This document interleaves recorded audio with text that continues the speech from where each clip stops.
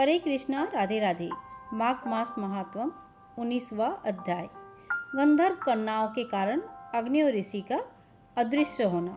वशिष्ठ जी ने बोले, हे राजन, माघ स्नान करने वाले प्राणी को पितृ अति उत्तम गति को प्राप्त होते हैं।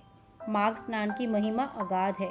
इसमें जप, तप, दान, पूजन तथा स्नान करने वाले प्राणी अहोभागी होते हैं। अनेकों पाप नष्ट हो जाते हैं। माघ स्नान के पश्चात जो प्रभु के चरणों में पूजन करते हैं वो स्वर्ग का दिव्य सुख भोग करता है तथा अपने वंश का उद्धार करते हैं। जिस प्रकार एक छोटी सी चिंगारी बड़े बड़े काठ को जलाकर खाक में परिवर्तित कर देते हैं, उसी प्रकार एक साधारण केवल माघ मास के स्नान से अनेक अनेक जन्मों का पाप नष्ट हो जाते हैं। इस संदर्भ में गंधर्व कन्याओं का पाप कर्म व फल उसके तत्पश्चात इस बात का साक्षात उदाहरण है।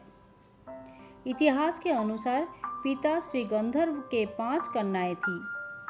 वो अत्यंत रूपवती तथा नाच गायन विद्या में परिपूर्ण थी। एक दिवस माघ मास में वो एक निर्मल सरोवर के निकट पहुंची। उन्होंने मिलकर गौरी माँ का प्रतिमा बनाया तथा उनके पूजन किए और बाग में पुष्प तोड़ के लाए।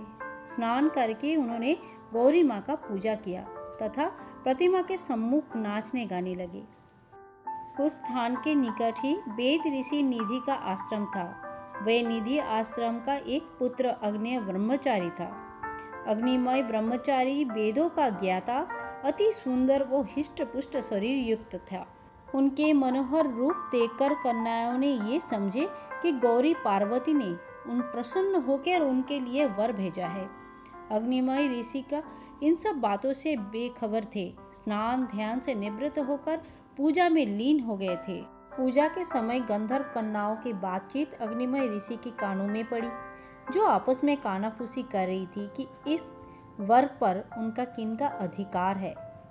अग्निमय बड़े असमंजस में पड़ गए और जोग बल के द्वारा अंतर्ध्यान हो गए। देव कन्याओं ने देखा कि जिस सुंदर ब्रह्मचारी के विरह में सब आपस में झगड़ रही थी वो तो गायब हो चुका है। उनके चेहरों पर विषाद उभर आया। चुपचाप वो वहां से घर लौट गए। इति माघ मास महात्म 19वां अध्याय समाप्त।